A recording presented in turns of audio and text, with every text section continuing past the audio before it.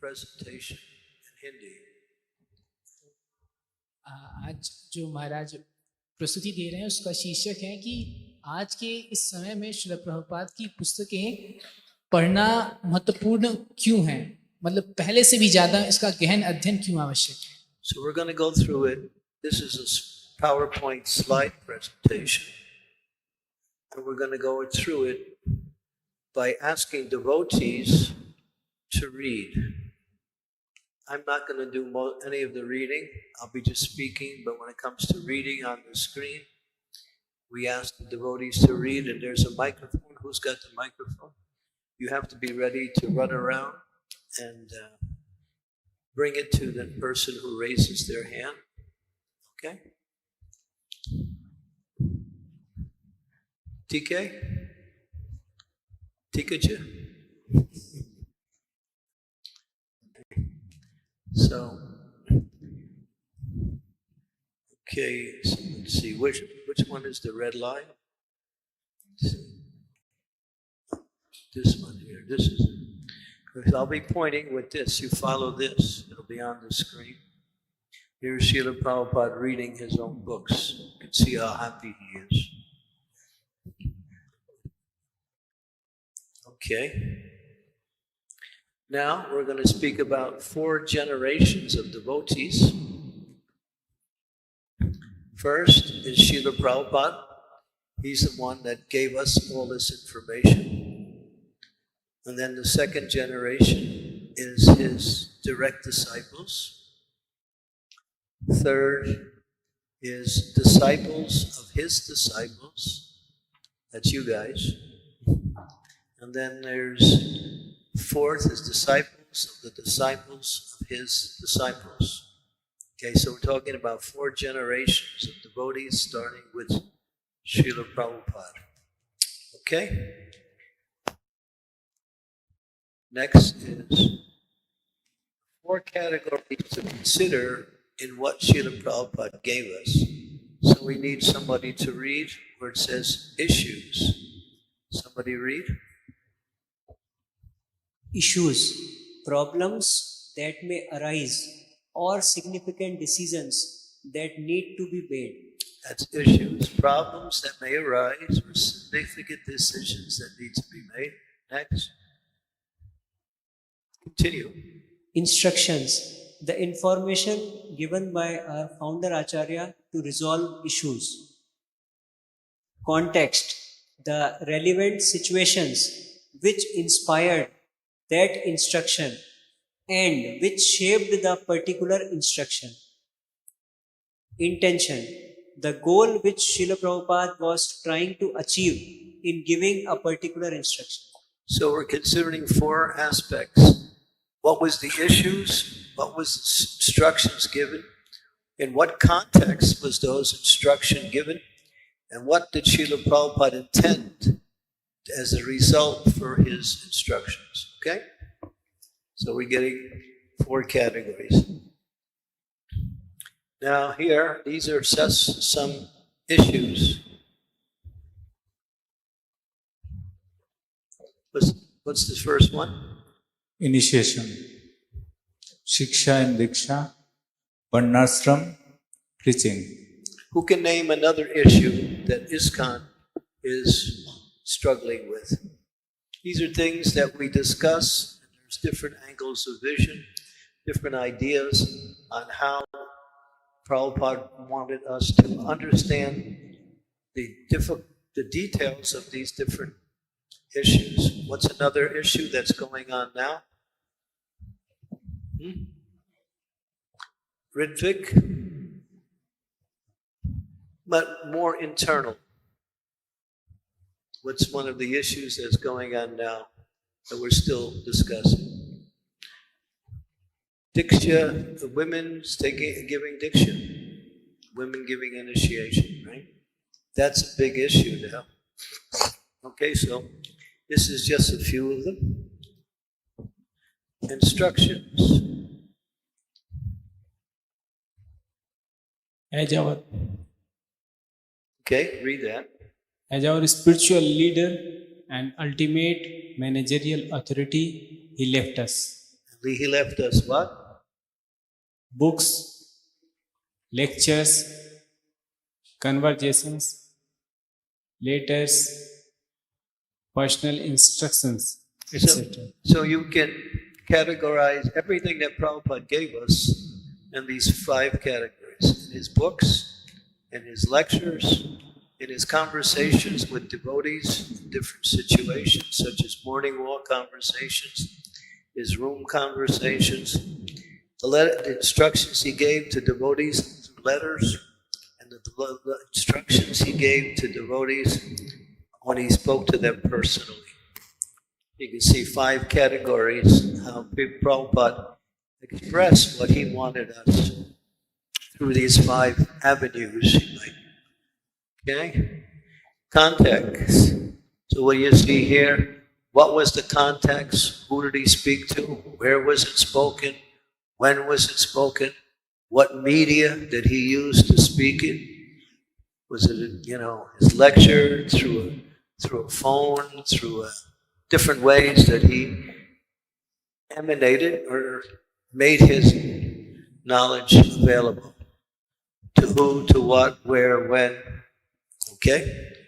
And then, here we go. So, contact, what is this?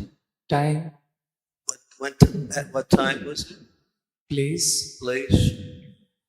circumstances. Yeah. So, what he said at a certain time, place, and certain, because it's all up for discussion. Nothing is so clear. All of these have to be taken into account when you're trying to understand what Prabhupada wanted us to understand. The time, the place, the circumstance. Okay? The intention, why he spoke what he spoke. Will. The will, what was his desire? Mood. The mood, he spoke it in. The desired purpose. And the purpose that he wanted to achieve. This is all coming in the category of Intention. These 3 fit into the category of intention. Okay? Let's see what happened here. Okay? Here we go. Now we'll see the generations and the 4 categories. First generation is who? Srila Prabhupada. So he gave the issues, the instructions, the contacts, and the intentions. Okay? So everything was clear when Prabhupada was speaking. Now, when we speak, his disciples, the issues are there, the instructions are there, the context, you can see it's fading a little bit, and the intention is really faded. As you go down to the 3rd generation, the disciples of his disciples, issues are still there, instructions are becoming faded, content is even more faded, and intention is practically gone. Coming down to the 4th generation, the disciples of his disciples who have disciples, the issues are still strong. All of these other instructions, contexts, intentions. So what is it saying in course of time? What Prabhupada talked about and how he spoke it, what was the context and the intention, has a tendency to fade because those who were there are no longer there. So the idea is how to keep all of the 4 alive even after Srila Prabhupada is gone. You follow? Okay, next one. So, 2nd generation, hearing from Srila Prabhupada's direct disciples. Attention, missing, or fading. Somebody want to read? Who has the mic? 2nd generation, hearing from Srila Prabhupada's direct disciples. Intention missing or fading. intention of our founder is not directly present and must be reconstructed by knowing the instruction and finding the context in which it was given. If these are unclear, it can lead to arguments. Sometimes a different understanding gets stifled and confused. Stifled. Stifled and confused. Confused. Okay. So that's what happens with the second generation. Now we're into the third generation. And third generation is all Srila Prabhupada's disciples are gone. Now we are hearing from the disciples of Srila Prabhupada's direct disciples. And we're talking about future now. Someone read? Missing context and intention. Missing in the context, the intention is missing. This must be reconstructed by memories from those who associated with direct disciples. So those who associate with Prabhupada's disciples now have to reconstruction from what they have heard from the disciples, Srila Prabhupada's disciples. Okay. Now we're going to the fourth generation. Someone read? All association with those who directly associated with Srila Prabhupada is now gone. Missing direct instructions, context, and intentions. Three things are missing now. The only thing left is the issues. These now need to be reconstructed by relevant system of education and careful study of those instructions that he left us. Okay, now to keep Prabhupada's instructions still clear, there must be systems of education based on the knowledge that is coming down from Srila Prabhupada through the present disciples who are still here. In other words, disciples of the disciples of the disciples. That's you guys. Okay. Okay, someone read this. Now we're going to get into some philosophy. Prabhupada comments, all the devotees connected with the Krishna consciousness movement must read all the books that have been translated, the Chaitanya Charitamrita, Srimad Bhagavatam, Bhagavad Gita and others. Otherwise, after some times, they will simply eat, sleep and fall down from their position. Thus, they will miss the opportunity to attain an eternal, blissful life of transcendental pleasure. Chaitanya Charitamrita Madhilila 25 to 278. So this is a statement from CC, which was written by Srila Prabhupada. This is a purport from a verse, and here Prabhupada gives that he makes it essential that devotees read and understand his books, and he mentions three: Chaitanya Charitamrita, Srimad Bhagavatam, Bhagavad Gita, and also we might even include Nectar of Devotion. He said these four books are actually the basis of all of the knowledge that Prabhupada gave. And what happens if you don't? What happens? You lose your enthusiasm in Krishna consciousness, and then you will do what? Yeah. In other words, the enthusiasm for devotional service will be lost if we don't have a clear understanding of the process of devotional service and how we're meant to apply that knowledge in our daily life. And of course, knowledge of Krishna and knowledge of Krishna's activities. All of these are included in Prabhupada's books. Okay, next one. Now, You must all study very scrutinizingly all of the books, so that when the need arises, you can repeat in your own words their purport. As much as possible, read, chant and preach. This is our life and soul. If we keep to this simple formula, then there is no doubt that we will be victorious wherever we go, and very soon we will become the only religion in the world. SPL to Hridayanand, 6 January 1972. Yeah, letter to Hridayananda Maharaj from 6 January 1970. The word scrutinizingly, that means really get into it. Not just read, but try to read and study very carefully what is being explained and develop understanding where you can, as it says, you can repeat in your own words. And then Prabhupada will explain how repeating in your own words is better than reading. And that'll come up on this slide here. If you want to stay in Krishna consciousness, you will have to develop firm faith in Guru and Shastra. Therefore, you must study my books very scrutinizingly, follow the 4 regulative principles very strictly, and chant 60 rounds daily, avoiding the 10 offenses. Don't take the moment as something cheap. Srila Prabhupada to Shrutadev Das, 30th October 1976. Yeah. So again, he uses the same word, scrutinizingly.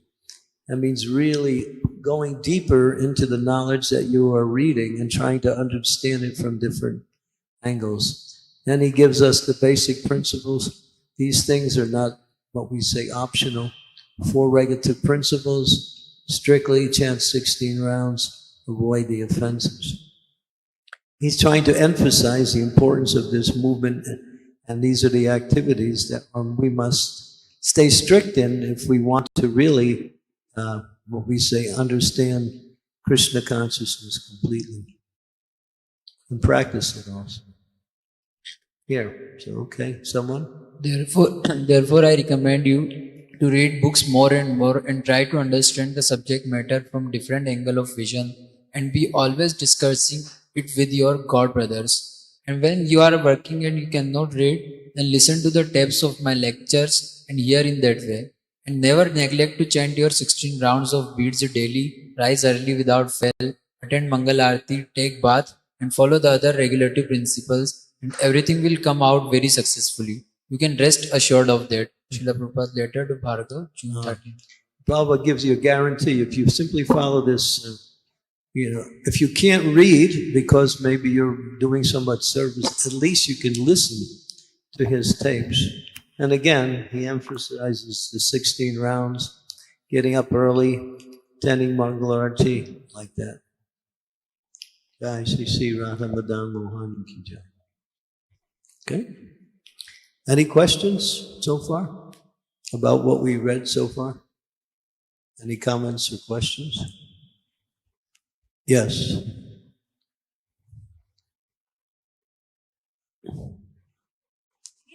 Thank you for this wonderful presentation. I would like to go back to the slide before this slide. Before that, that is the one to Hridayananda Maharaj, 6 June 1972, where it says, as much as possible, read, chant and preach. That is our life and soul. If we keep to this simple formula, there's no doubt we will be victorious. Is this instruction to Hridayananda Maharaj, or it is in general to all the devotees? It depends. It can be accepted for anyone who wants to accept it.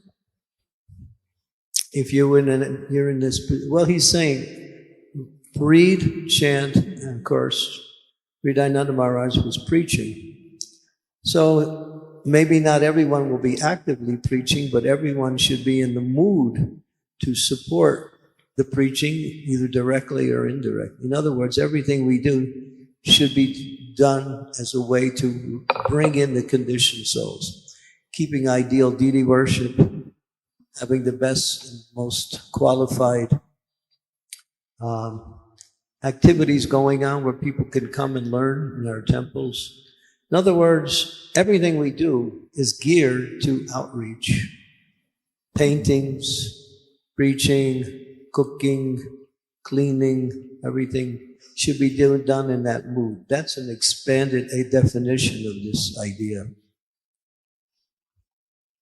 Okay.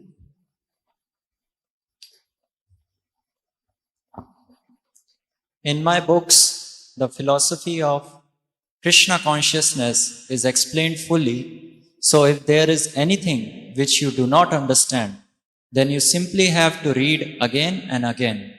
By reading daily, the knowledge will be revealed to you, and by this process, your spiritual life will develop. Yeah, so if you don't understand it, maybe it's not so easy to understand, read it again and again. When the devotees said to Srila Prabhupada, your Guru Maharaj has given us this book, Brahma Samhita, very difficult English language. If you read those purports, it's very difficult, even for those who are fluent in English. So they said to Prabhupada, can you write a commentary or an explanation on your spiritual master's purports? Prabhupada said, you just read it over and over and over.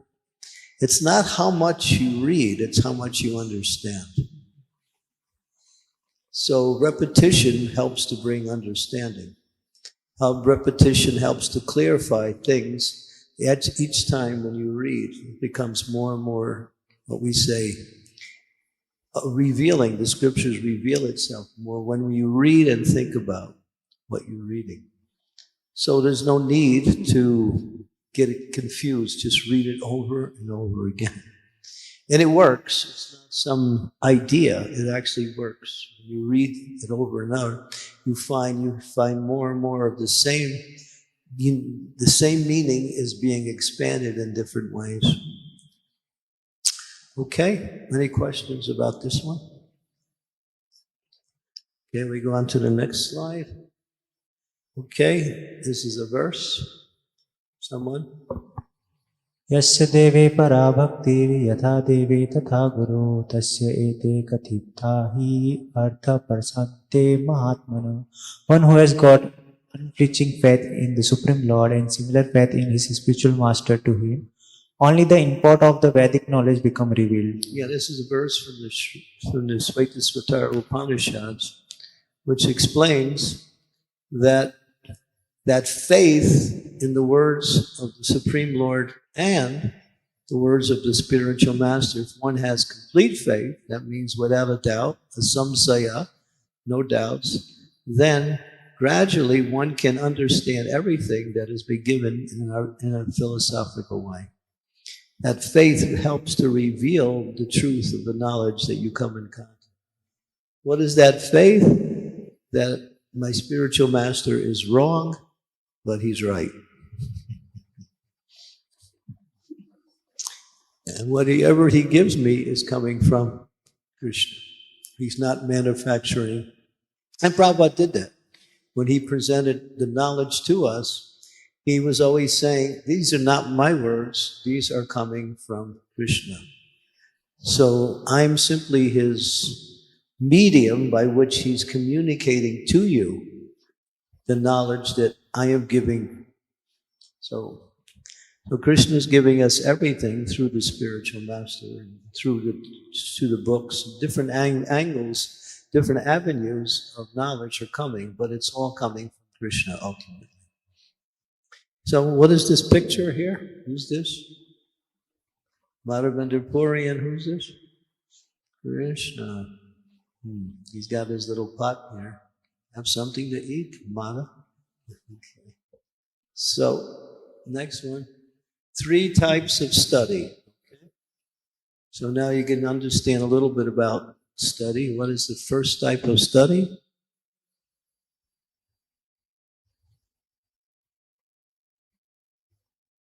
Someone? Personal study. Or that in other words, you read the books and you study on your own. Prabhupada's, you can see Prabhupada here. Is the reflection of this. Second one? Group study. Study with devotees together, read and discuss. Systematic group study. Hearing lectures in a systematic way about various topics, and I'll try to understand it in a very, what we say, systematic presentation with discussion also. Any questions about these three types of study? Is there a fourth one?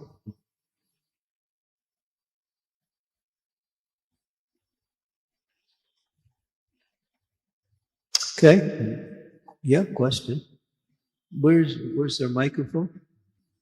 Where's our fast, speedy runner? Okay, there he is. When we teach or preach, we have to do intense study. So that's also another kind of study. But that comes under a category. You can do intense study in all three of these groups.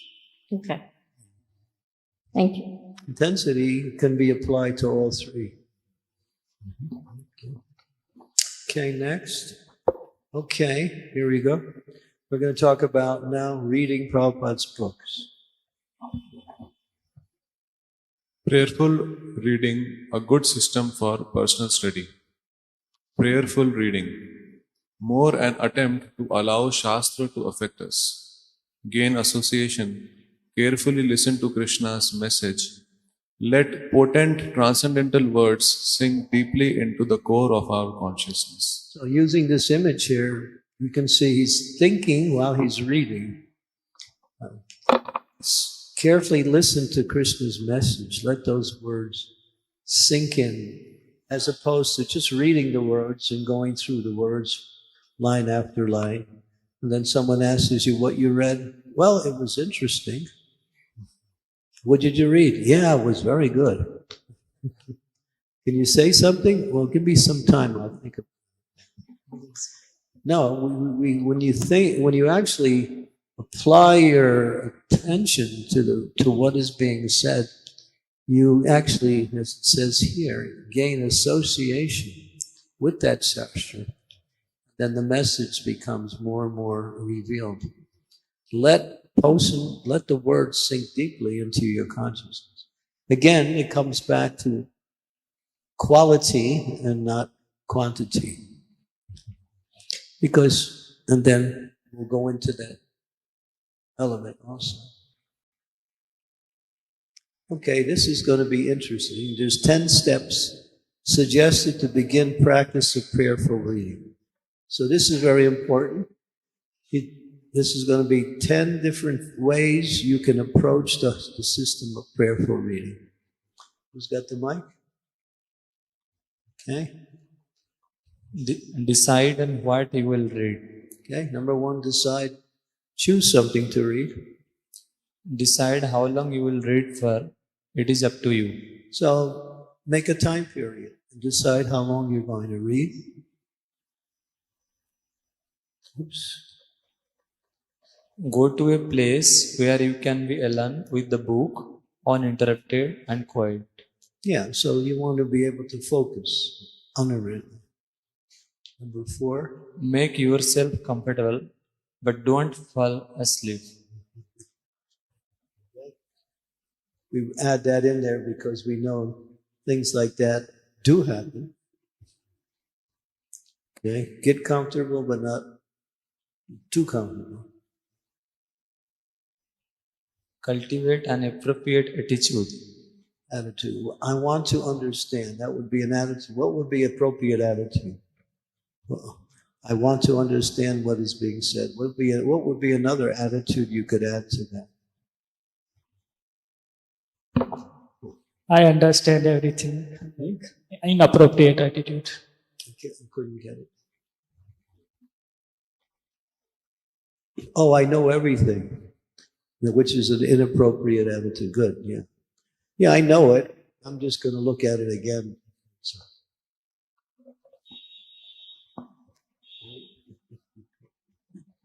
Okay. Number 6. Before starting, you may offer prayers. Okay. So I'm going to pass out these prayers that we have here. These are prayers by Sanatana Goswami to Srimad Bhagavatam. There's 4 prayers. So I have copies for everyone. We can make them available maybe at the end of the class. Okay. Offer prayers. There are many other prayers you can offer. You can offer prayers to your spiritual master. You can offer prayers to Krishna. You can offer prayers to to help us understand deeper what we are reading. Prayers can be individual, or prayers can be made by other great persons who have already spoken different prayers. Okay, number 7. Oops. When you are ready, begin reading. Read aloud or silently. How many of you like to read silently? Okay. And how many of you like to read aloud? Okay. So, whatever works. If you will read silently and you're getting sleepy, turn up the volume. Start reading louder. I find that if I'm reading and I don't get enough information coming to me when I read, then I start reading loud, and I find it becomes easier to understand. And it helps from getting drowsy while you're reading also. Okay? But either way, whatever works best. Read until a word, a phrase, or an idea strike you or catch your attention. Strive to understand it deeply. Yeah, read something hits you, then try to understand what it means. Don't just stop there and keep going. I didn't understand it, so I'll just keep going. No, think, what are Prabhupada saying here? How does it apply to me? Think about it. Any questions? Yes? This is interactive. You can ask questions anytime. Hare Krishna, Guru Maharaj, please accept my humble obeisances. All glories to Srila Prabhupada, all glories to you. Guru Maharaj, I had 2 questions. The first one is, as you said that Srila Prabhupada's books has everything in there. So, there are many people in ISKCON. Nowadays they are going and taking shelter of other gurus out of ISKCON. And they are reading their books, and when we ask them, why do you even need to read books apart from Srila Prabhupada's books? So they reply that, Srila Prabhupada has given the knowledge in a very condensed form. So to understand in more depth, you have to take shelter of his God brothers and disciples of his God brothers. Did everyone understand the question? He's saying that people are going to other sources for knowledge, and when you question them why, they say Prabhupada gave it in a very condensed version, and we can find more an elaborate explanation other places. That means they didn't read Prabhupada's books. You see, Prabhupada went not tirelessly in his lectures. Many times he went to explain one point. He would spend 5 minutes just on one point, just to make sure it was clear to what he was saying.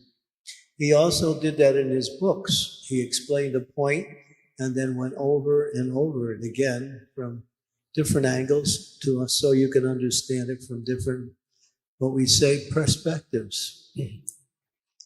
And Prabhupada also made it easier for the Western mind to understand it by adopting the purports according to his understanding of how Western people think.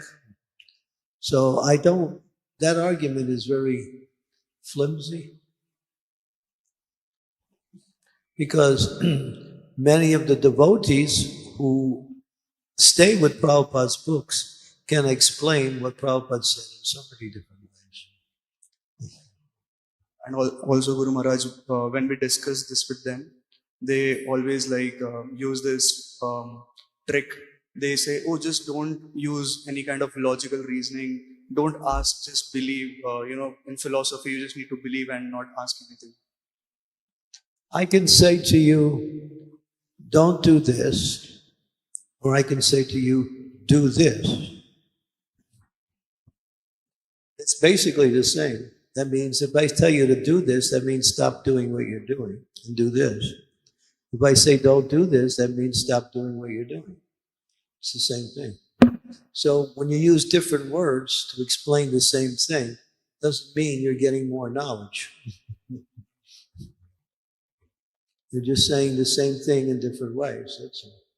So they can say what Prabhupada said in a different way and think it's something new. But it's not. It's just the same thing. Okay, number 9.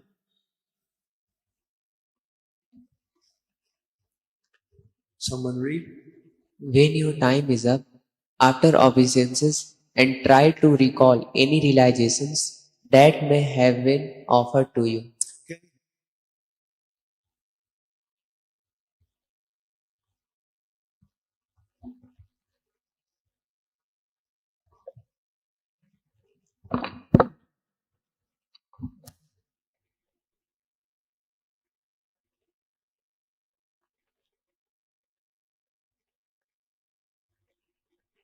Hare Krishna. So when you're finished reading, offer your obeisances, because the Shastras are actually the literary incarnations of Krishna.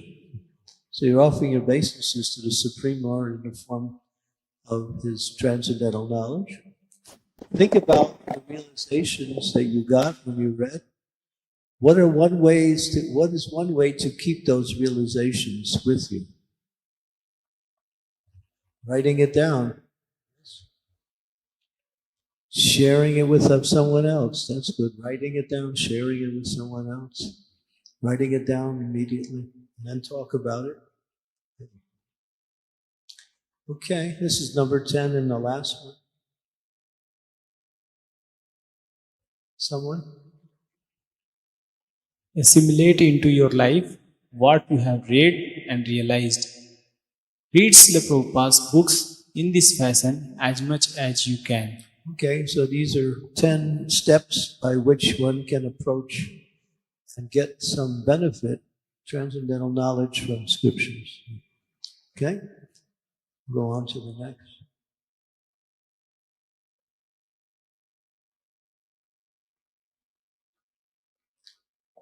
Reading with devotees and getting the most out of what you read.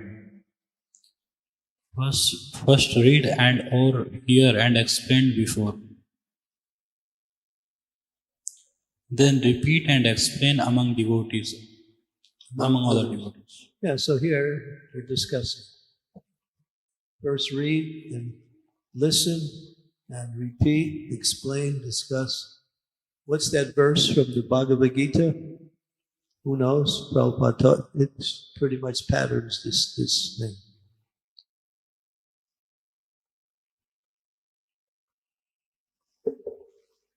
Puryantas parasparam katyantas chimam nityam tusyanti cha ramanti cha. The thoughts of my devotees dwell in me. Their lives are dedicated to me. They derive great transcendental pleasure in discussing about me, enlightening about me. That's the paraphrase. Okay? Ask relevant questions. Okay. So group studies are nice. Read together and discuss. Then you gain a lot of knowledge in that environment. Discuss from all angles. Apply what you have learned in your life.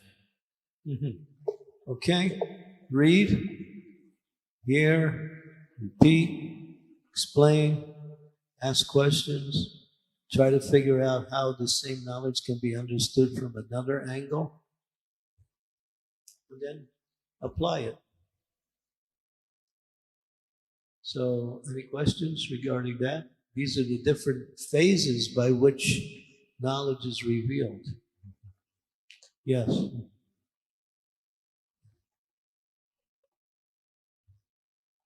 You have to wait till the microphone gets there. I'm really sorry, but I missed out on number 2 of the 10 steps. Okay, we'll go back later. Okay, thank you. We're sticking on this one right here.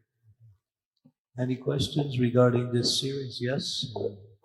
Hare Krishna Guru Maharaj. How we can differentiate in what questions what we have to ask? Like here it is written relevant questions. So how we can differentiate? How can we differentiate between what is relevant question and what is not a relevant question? If you stick to the subject matter you're discussing, try to understand, you're discussing a particular subject matter. Say you're discussing the name of Krishna. So you're talking about Krishna's name. So you can ask questions, give your own understanding of what it says about Krishna's name. It's non-different than Krishna. It's descended from the spiritual world. It purifies the heart. It awakens transcendental knowledge. And you can apply the topic into different ways. If you go outside of that, it becomes what we say, another topic. Now stick to the topic like that. Sometimes the mind likes to run from topic to topic to topic to topic, and we think we're getting so much. But it's more effective to take a topic and really discuss it. Call it threadbare. And then you can get deeper into that topic and you can see it from different angles of vision. And it helps you to understand how you can use it in your practical execution of your service. And knowledge becomes a tool for realization. Okay, that'll come up in one of these slides here. And then the last one here. And share experience. And share what you experience with others. So the process is, what is the process now? Shravanam, Kirtanam, what's the last one? Smarnam. Smarnam becomes manifested or stronger when there is Shravanam and Kirtan. Not just Shravanam. Shravanam, to get from Shravanam to Smarnam is really difficult. But if you add Kirtanam into it, that means talking about it, explaining it, discussing it, then one can remember easy by explaining it. I'll give you an example. This is a what they call it, a statistic. That the statistic says that people remember 10% of what they read. 20% of what they read and hear. 30%, no, actually 50% of when you combine hearing with vision. When you hear and see at the same time, like what we're doing here, then knowledge, 50% memory comes. People remember 70% of what they do, and people remember 90% of what they teach. So when you explain to others or make it a process of learning for others, you remember mostly everything. That's why the best way to remember is to speak it. Okay? That helps. Okay, what does this say? What to look for when you read. What's this? Shad Goswamis. Thank you. Okay, here we go. I don't know if you can see that. We have knowledge, and then the categories of knowledge are memory and recall, understanding, and realization. So knowledge breaks down into three: memory and recalling that, understanding, and realization. Then here, this is called skills, how to apply, personal application, preaching application, and theological application. Three forms of application developed from the knowledge, and that's a skill when you learn how to apply it to any one of these. And the last one is values and attitudes,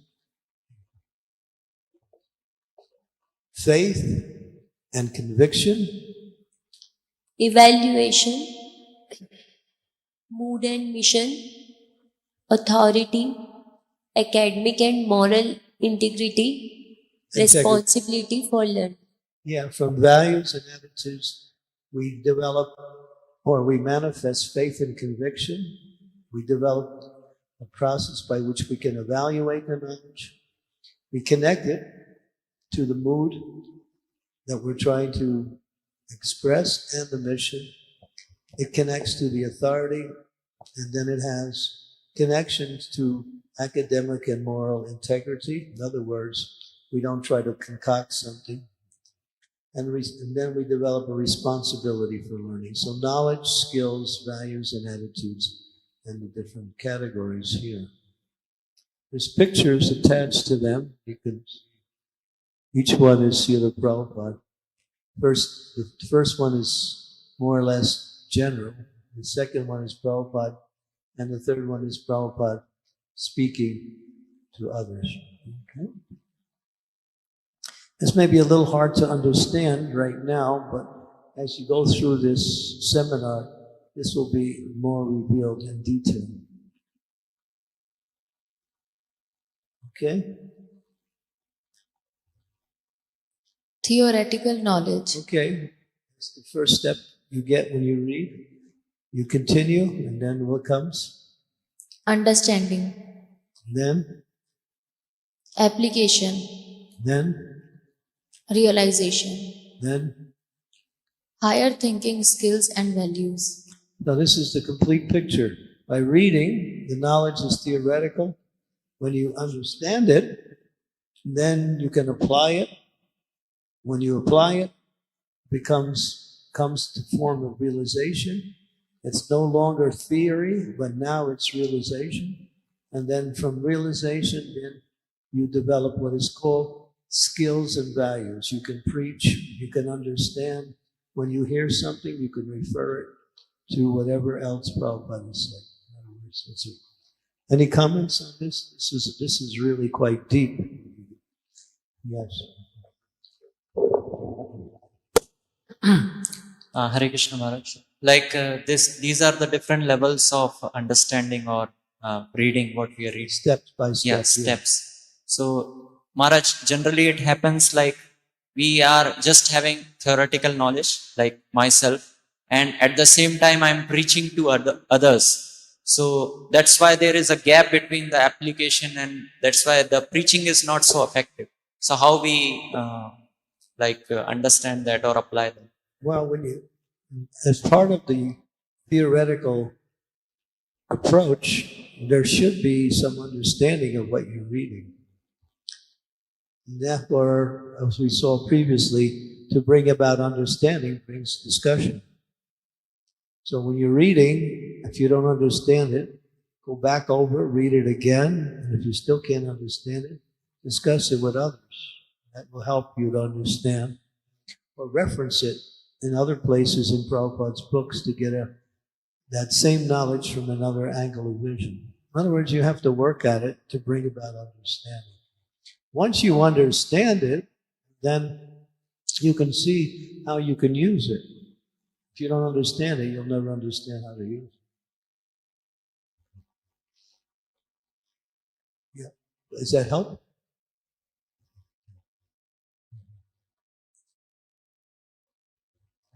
Yeah. We're going to have to end soon. So. Guru Maharaj, can you give an example of application of theoretical knowledge in practical life? Can you give an example of practical application of theoretical knowledge? Practical application of theoretical knowledge? Yeah.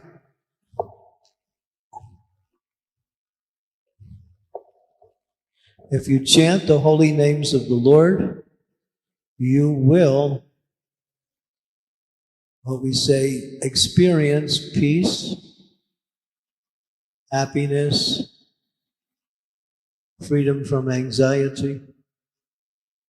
So the process is to chant, the results come through the chanting. If you read, you have knowledge, you can speak.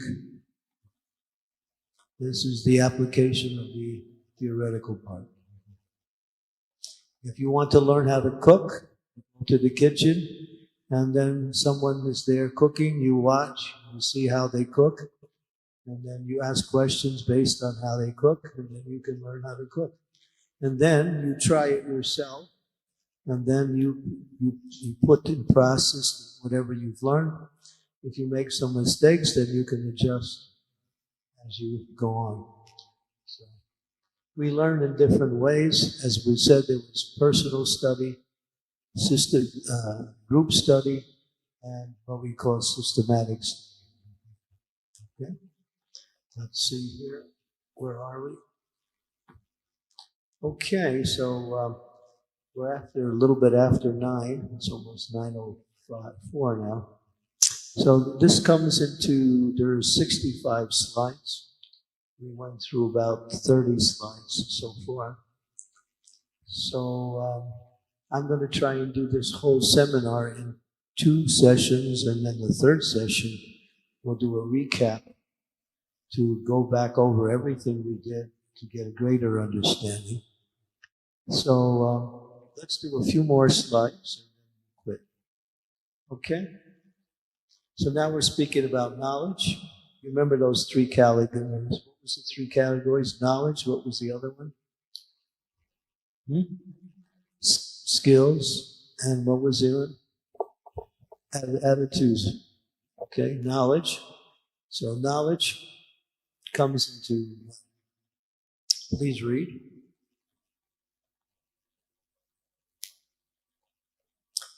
Someone read? Mm-hmm. The knowledge, theoretical facts form the foundation of the ongoing progress in Krishna consciousness. Okay, that's the purpose of knowledge. Understanding, deepening your understanding of the Krishna consciousness theology, particularly through study it from a wide range of perspectives and through developing thoughtfulness and introspection. Okay, so you're reading, you're trying to understand, and how do you understand? By thoughtfulness, by introspection, by reflection on what you're reading, helps to bring understanding. We're going to go through these 5 steps. Here, now Prabhupada makes something very important here. To hear and explain them, the books is more important than reading them. Read that over again. To hear and explain them, the books is more important than reading them. To hear and explain the books is more important than reading them. Okay? One can assimilate the knowledge of the revealed scripture only by hearing and explaining. Hearing is called Shravana and explaining is called Kirtan. The 2 processes of Shravan and Kirtan are of primary importance to progressive spiritual life. Yeah, something we just would explain. Hear, read it, hear it, explain it. Not just leave it. Okay. You ready for a discussion? Or should we quit here? Is it too late for this? We can do this. All right. You have a question? Yeah, okay. Question? Practical application in last slide. So we learn from books, we read books how they are tolerant, how the devotees how they kind, how they behave in different kind of situation, how Prabhupada has taken the shelter of Krishna and holy name in the different kind of situations which are very difficult. But practically when we are going in that situation, we are not reacting like that. We are not taking fully shelter of holy name or anything. We are in any difficult condition, we will try to come out by our efforts plus holy name. Not only we are depending in holy name or other things. We are not kind in all situations Sudh Bhakt, how devotees are reacting. Yeah, this is what we're doing. Giving you a step-by-step understanding, both on the practical way to approach the philosophy and how one can apply the philosophy. But if you don't know how to approach it, you won't be able to understand the application. So this is what we're doing. We're explaining how to apply it, how to approach it. Hear it, read it, discuss it, Give it to others. Prabhupada here, he says here, not this one, the previous slide.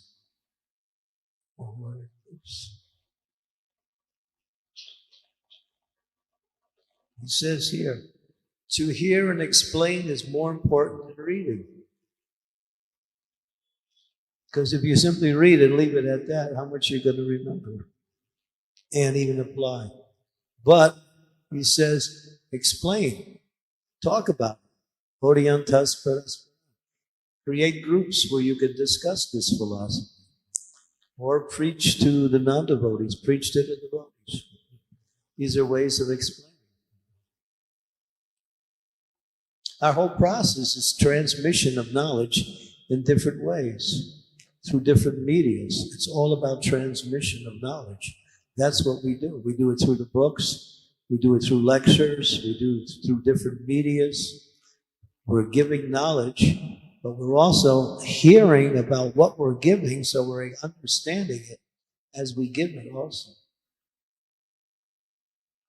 Those who give it can understand it easier than those who don't give it, who don't explain it. We forget. Okay? Would you like to do one exercise before we quit, or should we leave it till tomorrow? Somebody give me an answer. This is an exercise. You ready? Might take a little bit of time. It might take about 5 minutes to go through this. Okay, now somebody read this and think about what Prabhupada is saying while you're reading it. Everyone listen carefully, because this is an exercise. It's a discussion. The Kripanas, or miserly persons, waste their time in being overly affectionate for family, society, country, etc. in the material conception of life. One is often attached to family life, namely to wife, children and other members, on the basis of skin disease. The Kripan thinks that he is able to protect his family members from death, or the Kripan thinks that his family or society can save him from the verge of death. Such family attachment can be found even in the lower animals who take care of children also. Bhagavad Gita 2.7 purport. So is Prabhupada condemning family life? Is he?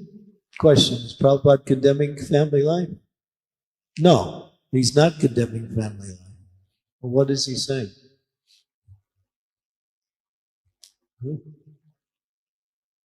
Okay, get the microphone.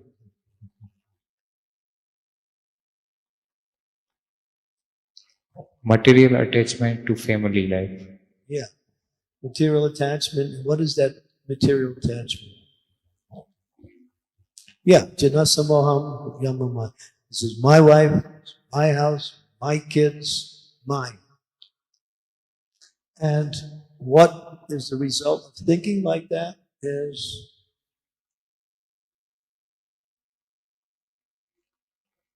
here. He thinks that these family members can save him. These are my shelters. These are my protections. These are my soldiers that give me protection. So why is he called Kripana? What does Kripana mean? He knows what is right, but still he is not able to do it. That's one example. What's another definition of Kripana? Prabhupada writes, who wastes his time just being affectionate materially for the family He centers his whole life on family. And family is everything. He doesn't see anything outside as being important, and he works only for the family members and what he can derive from that relationship. Now this is called what? Why is he called a miser? Why is the word miser being given? Who does not know the best use of his human form of life. Yeah, exactly. He doesn't know the purpose of human form of life. And therefore, it's just like you have money, but you keep it in the bank, and every day you just look at the numbers. and you never spend it. And then when you die, someone else gets it. Same way. The miser, he's surrounded by family, but he doesn't know the purpose of life. And he's created his own purpose, and he thinks that is going to give him success in life. But he's never happy. So this is called miser. And he thinks that these people can save him when he's leaving the body. But they can't, because they're called, so they can't save themselves. No, someone who can't save themselves cannot save someone else. Okay? So devotees should not fall into this, what we say, wrong way of thinking, my family is everything. We should think in terms of the family of Krishna. The devotee, every member of Krishna consciousness is a family member. And Prabhupada he's the father, and Krishna is the grandfather. Radharani is the grandmother, although she's very young. So when we think like that, we see our friends, we see the devotees, they're our relatives, spiritual relatives. This is the real family, because the other family will be gone, but this family will stay with you. And you'll again come in contact with the same people maybe when you go back to the spiritual world. You may not recognize them, but you will recognize them, because when you get back to the spiritual world, you have full knowledge. Oh, yeah, 50 lives ago, you were my brother. Hey, nice to meet you again. You made it. Wow. Good. Congratulations. Now you're my real brother. So, yeah. Okay. And so let me see. I think this is the last slide. There's one more slide after this, and then we'll end. It is not blindly accepted this Krishna consciousness with the considerable deliberation we take the decision. Lecture Bhagavad Gita 7.1.3, December 14, 1972. Don't accept things blindly. Try to understand it by knowledge, by discussion. It's not simply, oh yes, I agree. You agree to what? I don't know, but I agree. Try to understand why you follow and what is the purpose. And then the last slide is, Haribo. Who's that? Who knows where that one is? Anybody? Which temple? Anybody? I don't either. I'm supposed to know, but I don't.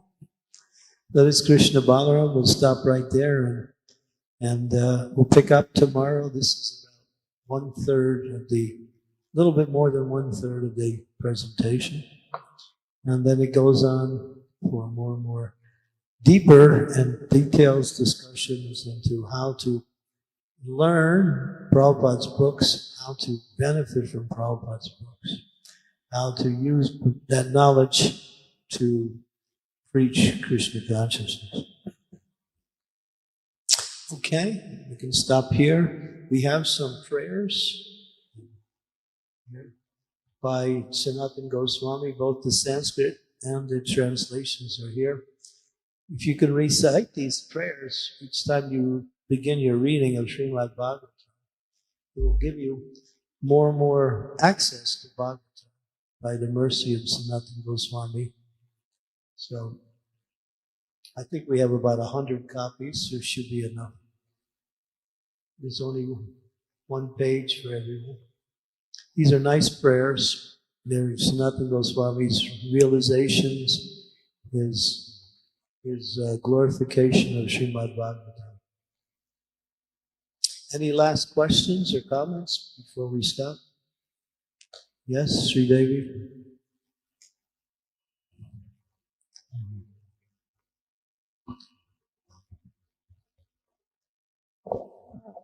Thank you, Guru Maharaj. This is a very essential topic for our spiritual life. So I'm really grateful that you're explaining. Have we got in the further part of your presentation antidotes for overcoming distraction when reading?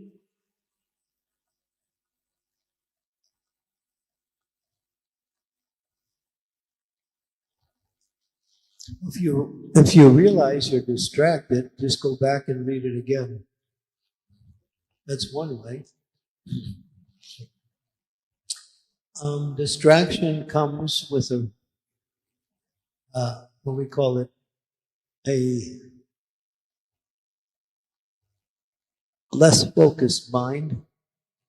So Prabhupada explains that purity of mind will allow you complete absorption.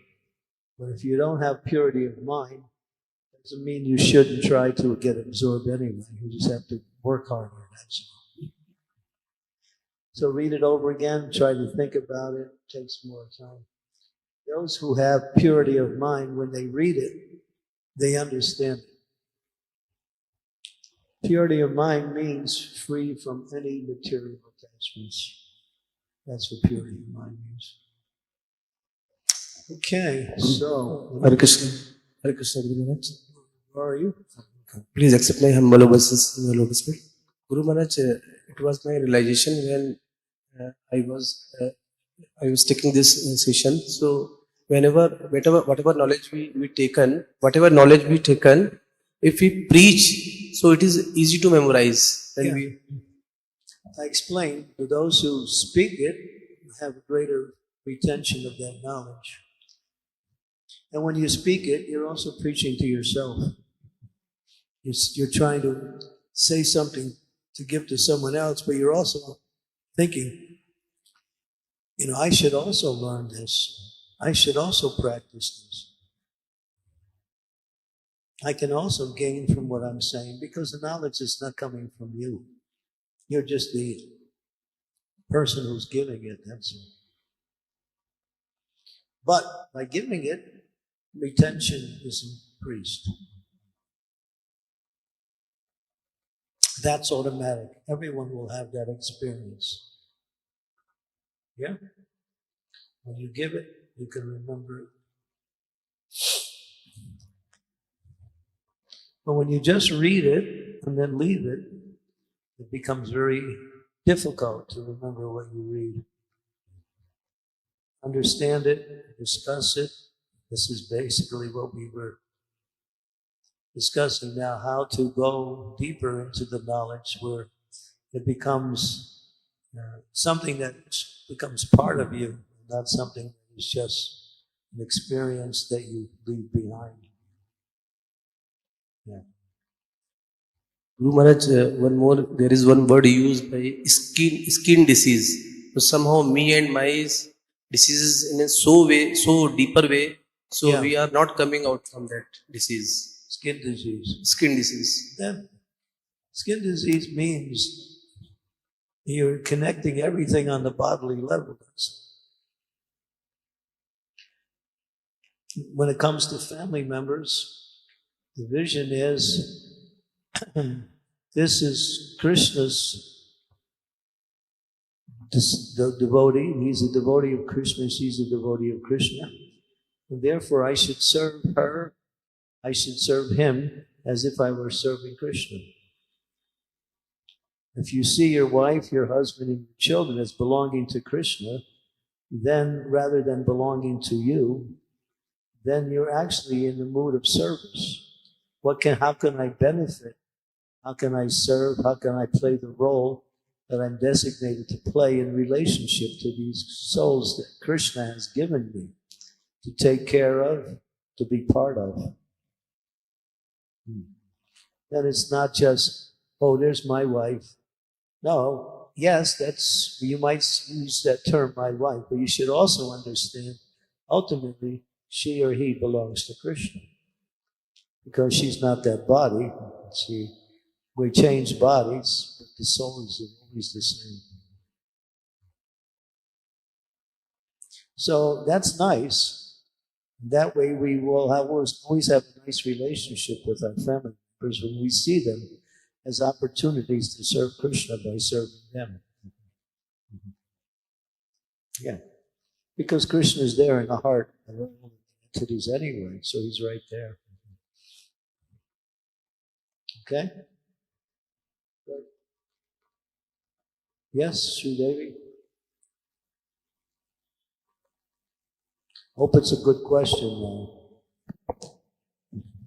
not something. Okay, only good questions are allowed here. Okay. Well, this was a question asked to me, so I'm simply repeating it. I was giving a seminar on Grihastha ashram, being sacred ashram, and I said we must see our family members as actually belonging to Krishna. At this point, one man protested and he said, Krishna has so many girls. Please, Mataji, this girl is mine.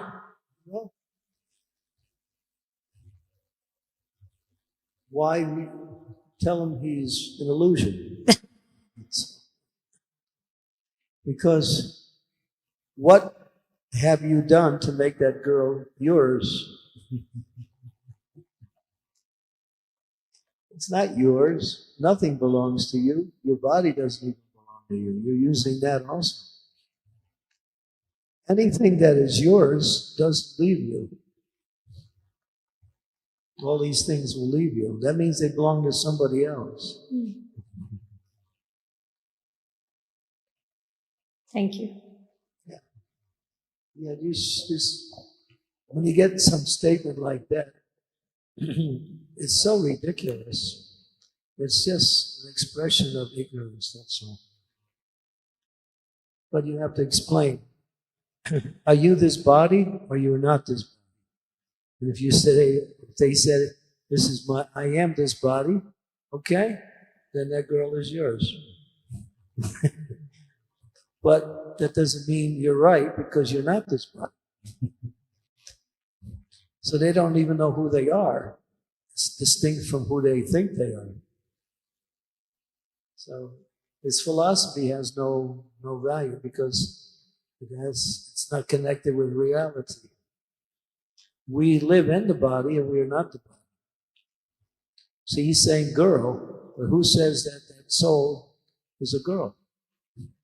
Could be a cowherd boy in the form of a girl.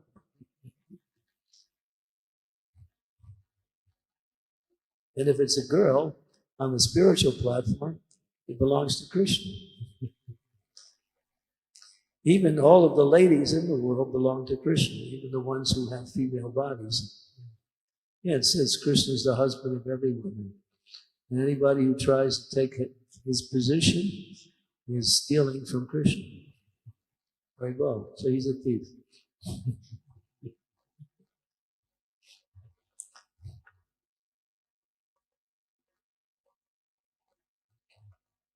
All right, thank you. So tomorrow we'll continue. Please come tomorrow also, and we'll continue with it gets more and more, what we say, deeper into this same thing that we were discussing.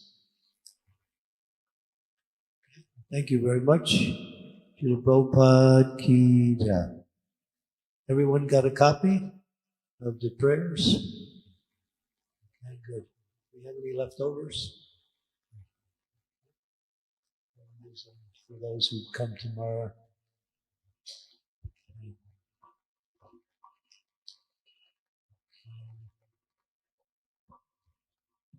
Any techie people can come and help me with this because I don't know how to do anything on computers.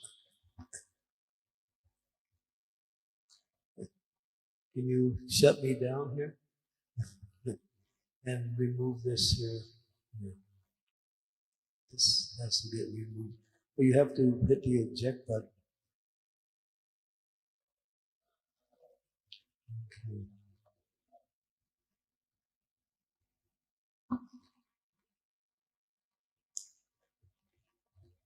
Okay, that's good enough.